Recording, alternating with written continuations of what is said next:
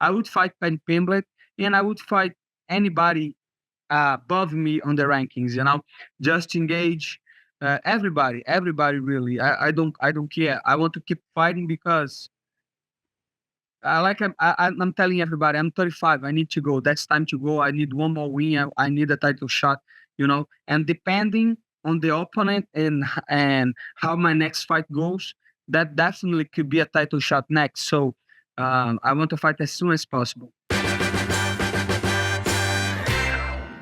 He is one of the top lightweight fighters in the world, coming off a huge win over Benoit Saint Denis at UFC Paris, and basically doing it with one arm, it turned out. And it's always my pleasure to speak to Renato Moicano. Renato, how are you?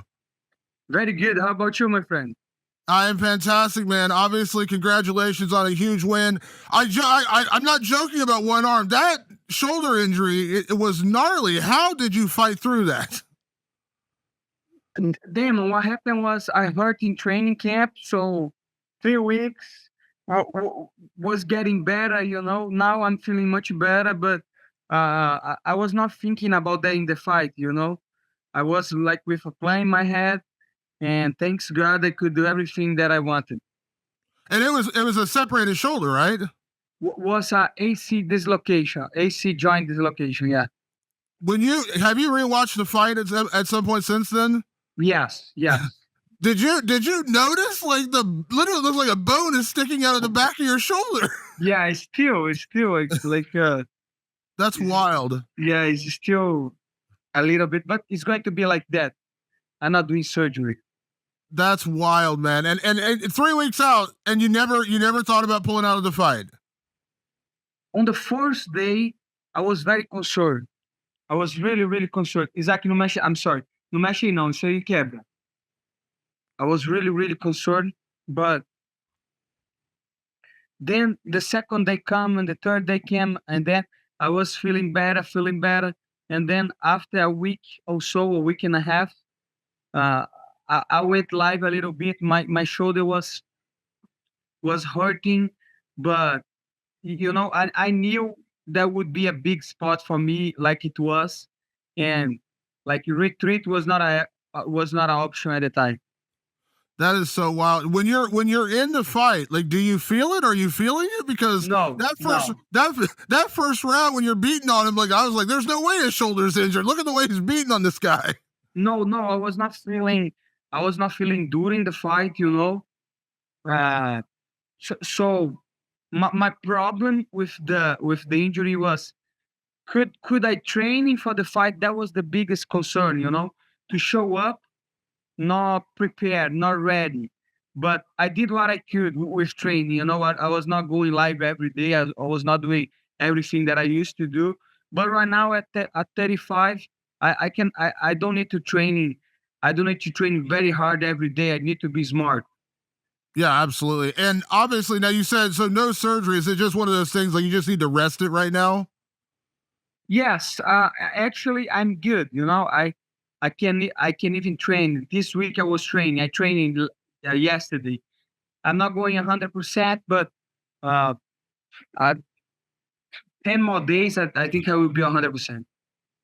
You go into every fight expecting to win, of course, but did you see the fight playing out in that first round the way it did? I mean, I think you shocked a lot of people because Benoit is usually a fast starter. That's what he's known as, a fast starter. He even did it against your teammate, Dustin Poirier. He had a great, the first round was crazy, back and forth. There was no back and forth. There was no moment for him. You got him and you beat him up. I mean, his face was an absolute bloody mess. And a lot of people were saying, man, you could stop this out. You could stop this during the first round. Yeah, exactly. I knew that I could give a beating on him just stylistically, and I was even talking that to my coaches because a lot of people, they were very high on Saint Denis before the Dustin fight, me included. I was thinking that he would beat Poirier just because the style, the grappling, but at the same time, like you guys saw Dustin saying, I think it was on Hariel Hawani show. He said, "Hey, I think Moicano is going to finish BSD." So I was surprised when I saw that I was the underdog because I feel that I deserve a little bit more respect because the way my game is right now. So I knew I could take him down, I could punish him, I could even get the finish, and I did. Right, was a doctor stoppage, but that was a very good fight for me. Well, and listen, I have a ton of respect for Michael Bisping. And in the post fight, he said, no one wants to win that way. I understand what he means, but it's not like he got banged up from you headbutting him by accident. Like his eye was closed, he was cut up, like he was beat up from you beating him up. So while I'm sure you would have loved to have a highlight reel knockout, I don't think that's a bad way to win. I mean, he didn't get damaged because he fell down and tripped on his way to the cage. Like you beat him up. Yeah, exactly. That was the first round alone. It stopped the fight. On the second round, I was taking my time. I was, it's a fight. Benoit Saint Denis is aggressive. He has power, punching power. So I don't want to take anything from me. But on the second round, I was okay. I'm gonna take it easy, and I'm gonna see if his eye is going to shut. I'm gonna use the jab, and I have 5 rounds to do that, and the first round was pretty good. So I think he's going down from here. So of course I would like to have a knockout or even a submission, but I'm not mad at the result. I'm very happy. There was one moment in the second round where you did punch him, and I saw him take a step back, and I was like, I don't think this guy's still there all the way. Like I didn't like you didn't like hit him super hard, but you tagged him, and I saw him take a step back, and I was like, like he just looked like he was still rattled from that first round. So I think had the fight continued, I think you would have definitely gotten a finish. Yes, I think so because one, his right eye was completely shut. How do you fight like that? It's very hard. I have been in this situation before, but not on the first round. On the RDA fight, my eyes they were shut on the last round. So that's why the referee kept the fight going. But if you got beat up like that on the first round, what are the odds of you winning the fight? Very, very, very low. Yeah, absolutely. So now, massive, massive win. We talked before the fight, Renato. You said, you kind of knew the narrative. You were stepping into his backyard. They were kind of pushing Benoit as a potential star out of Paris, and you go in and you beat him up that way. Now, can I ask? I don't want to get you too angry here, but can I ask, like, would you ever want to go back to another foreign country after how much they took from taxes? Because it seems like that was a lot of money. That was a lot of money. That was a lot of money. And I think fighting here in America is so much easier because you know everything, you can like in France, I was surprised with the amount of people that don't speak in English too. So they don't speak in English. And it's a long, long flight. And the taxes, the most important thing are the taxes. The taxes are very high, especially you not being a citizen, right? I'm not French, but I still have to pay taxes like that. Crazy. But really depends, right, Demo? Depends on the fight, depends on the show. Of course, if they offer me a high profile fight, but if I could choose, I think America is the best for me. Yeah, I think a lot of people don't understand when you go and fight in a foreign country, you pay taxes there and you still have to pay taxes in America. It's not like you get away with just paying the French tax. I heard a lot of guys who go to Canada, they're like, hold on now, I paid all the Canadian taxes, now I got to pay. Yeah, you got to do both. So like, it's like Yeah. you get double hit.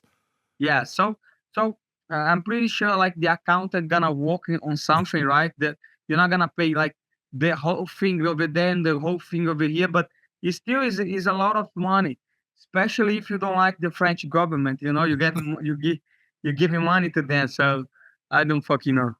Yeah, so you get a huge win. Now, listen, I think, we've had this conversation. I think you're one of the best lightweights in the world. And I thought where you were in the rankings, I was like, yeah, this is going to be a big win. It's going to get you to those top 5 or 6 fights. Now, I'm not putting the blame, but I'm putting the blame. I'm not on the UFC ranking panel, so no one can blame me for this, but come on now. Like that ranking stuff, like they made Benoit Saint Denis sound like the Terminator when he was fighting Dustin Poirier. Like this was going to be the next guy. He was going to be a star. Obviously, credit to Dustin for beating him, and it was a huge win. It was an impressive win. You go out and beat him, you could argue even more dominantly because he didn't even have a moment against you like he did against Dustin, and you don't move in the rankings? That seems kind of wild to me.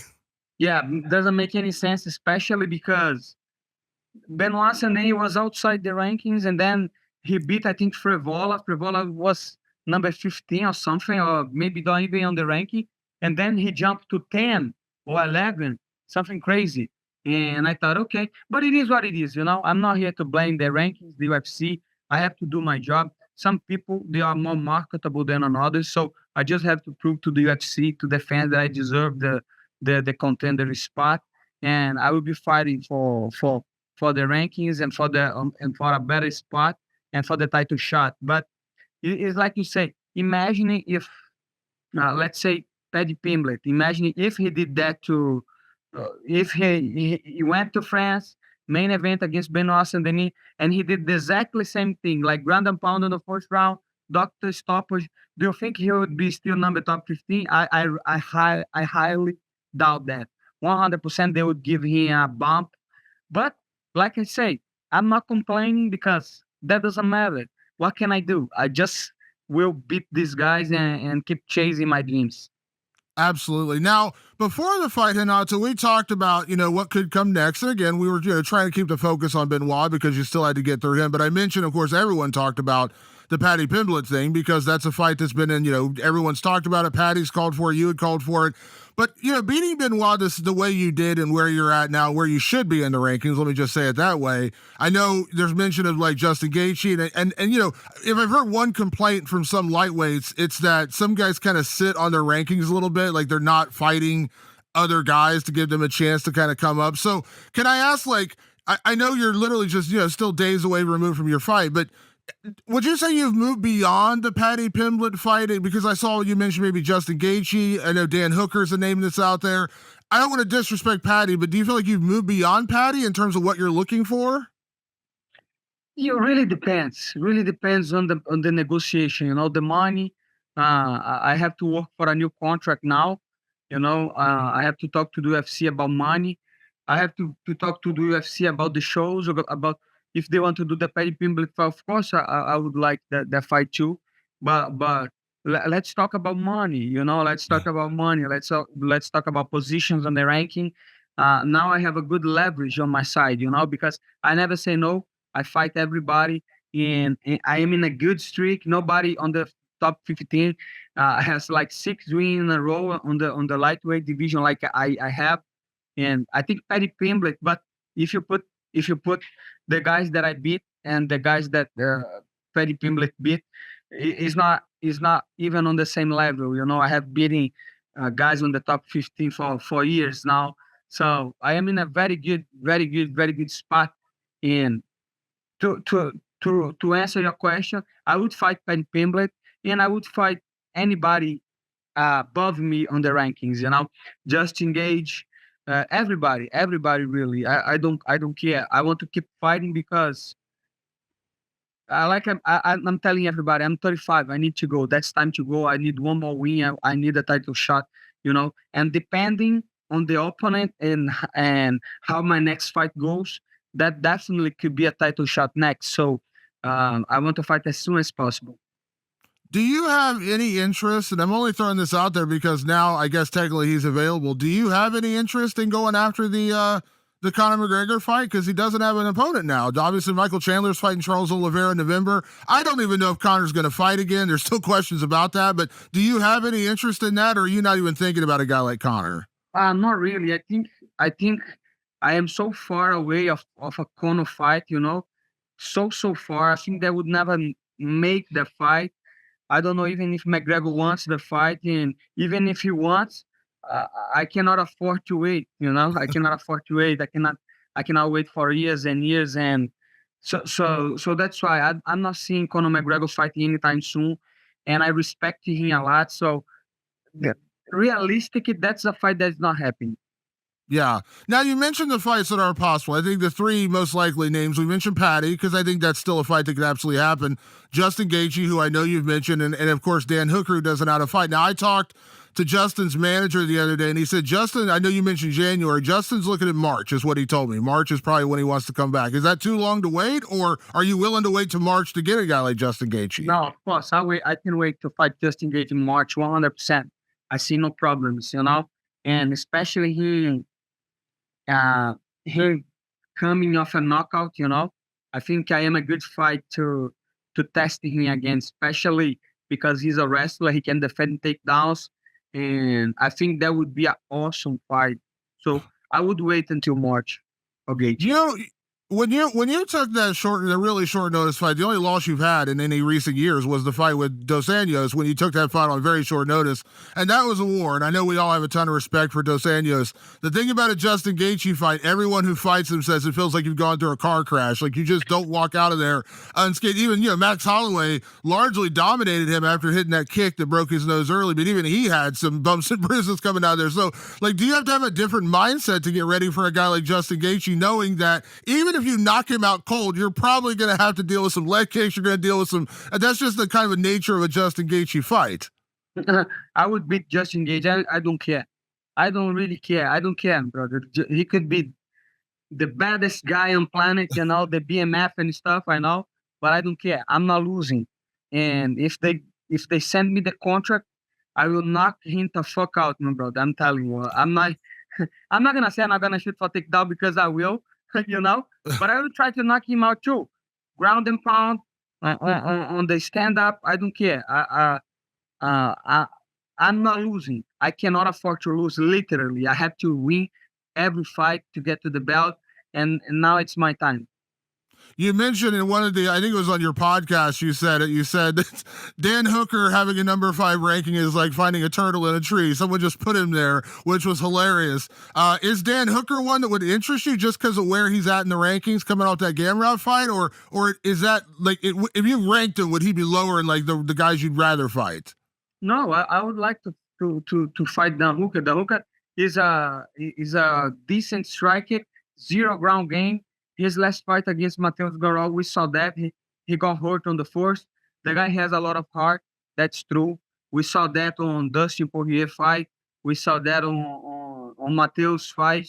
We saw that many times. But technically, especially on the grappling, I think he makes a lot of mistakes. He's easy to take him down, and it's not about how tough you are. BSD is tough. BSD is tough. But if you cannot defend the ground and pound, if you cannot defend your back, I'm gonna finish you. So doesn't matter.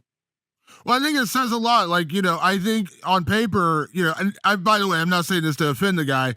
Like you would say Hooker on paper would be an easier fight for you, right? Like that's not as difficult. But I like that you're saying Gaethje because we just said like you don't go through a Gaethje fight and walk out unscathed. That's just how he fights. So you're not looking for an easy fight. You're not looking for a guy that you'll just roll through. No. I mean, if I could choose, if they say Gaethje or Hook, I would say Hook, of course. but uh, it is not how it works. UFC, I don't know the plans for Hook. I don't know the plans for Gaethje. What they're gonna do to Gaethje? Will Gaethje fight Poirier again like last fight? They could do that. But if they don't do that, I'm here. I'm here to get my title shot after I beat Justin Gaethje. If it's not Gaethje, it's going to be Hooker. I saw Hooker is going to try to make a fight against Conor McGregor. I don't think that's happening. I don't think you should wait that long to fight McGregor because that's not happening. We don't know when McGregor is fighting, if he's fighting again. And if it's not him, that could be Paddy Pimblett. No problems, I'm open to fight everybody above me on the rankings, and I'm down to fight Paddy Pimblett just because his popularity. He's very famous in Europe, very famous in America, and he showed that he's gotten better. Right, his last fight was better, so let's see what UFC makes. If I could choose of all those fights, I think Dan Hooker, Gaethje, and then Pimblett. Yeah, I mean, the great thing is you got options. You're rolling on so much momentum right now of so many good wins in a row, good finishes, good performances. It just feels like you're going to be main event or maybe like a co-main event on a pay-per-view. I think that's the kind of, you're in a good spot right now, right? Like you're not a guy who's like, well, what do we do with Renato Moicano? There's lots of options for Renato Moicano right now. Exactly. I think that I have the moment to go, and thanks God, all the praises to Jesus. Thank you so much, Jesus, to put me here in this position. But again, I'm doing this for my family. I'm doing this for money. And unfortunately for everybody, I cannot afford to lose. And I'm not losing. Doesn't matter who. Doesn't matter where. You know, next fight, I'm beating somebody up and then moving to the fucking rankings and making my way to a title shot. Absolutely. And so I know you mentioned January. I just said obviously Gaethje March. So sometime in that range is like when you'd like to fight again. So maybe like January, February, March. Would that be perfect Yeah, timeline? even December, January, February, March, you know.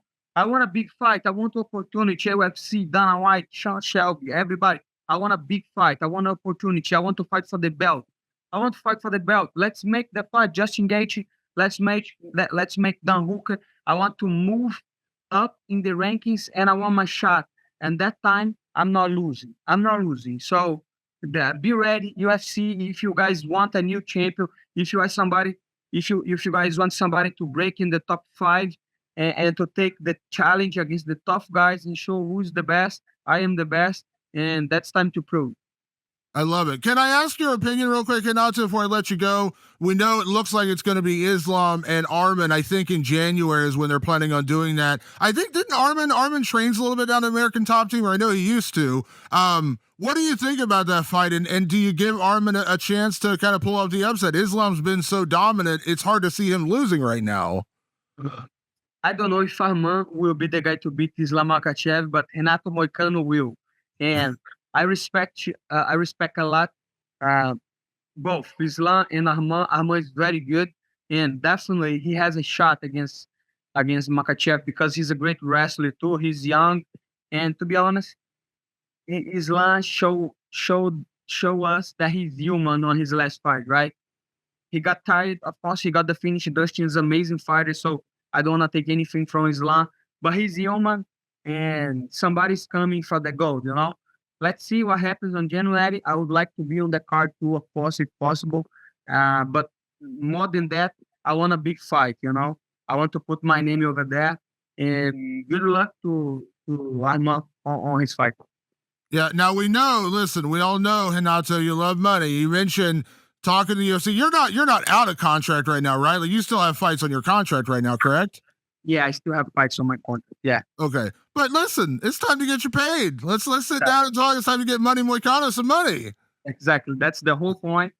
That was the whole point to get the BSD fight, to get this momentum going. Now it's time for money. But more than money. Right now, I want the belt. So even if they don't raise the money and they give me a fight to get the belt, I would rather do that because money is important. But I think I will get more money to getting the belt. And right now, I like my odds in being a champion, especially the way I am showing up on the gym, on fights, and I think I'm in my prime. So it's time to chase that belt right now. Yeah, and you got I think Dana White this last week, like he praised you left and right and center when he was talking about you, especially fighting through the shoulder injury. So obviously Dana's paying attention. He knows what you're out there about. He knows what you're all about. So I think whatever is next for you in 2025, it's going to be a big fight, maybe a number one contenders fight, whatever the case may be. But it's good to be in the Renato Moicano business right now. Is all I'm saying. Yeah, I'm not thinking too much about that. I will keep my mind in the right place. You know, I will be keeping myself humble and ready. Humble and ready. Yeah, absolutely. Well, Renato, it was an incredible performance. Congratulations again, man. Enjoy it. Keep up the good work. I saw your podcast with Gilbert. I was cracking up with him talking about how he's like, how do I look older than Jose Aldo? I was dying. We great comment. Gilbert's hilarious. You guys have a great rapport. Thank you so much. Gilbert is the man. And imagine if Jose Aldo is 40 years old, my brother. I don't know. I don't know if Gilbert is right or not. But no matter what, he's fighting today, and Jose Aldo is a legend. And he being an underdog against the other guy is just crazy. It is pretty wild. Well, Renato, as always, congratulations again on a win. Amazing performance. Enjoy a little downtime with the family, maybe some holiday time with the family. And I cannot wait to see what's next for you in these coming months. Like I said, whatever it is, I think you got a massive fight. I'd like to see you get like co-main event on a pay-per-view. I think that's a perfect spot for you to shine. And I can't wait to see what's next. And thank you, as always, for taking some time for me. Thank you so much, my brother.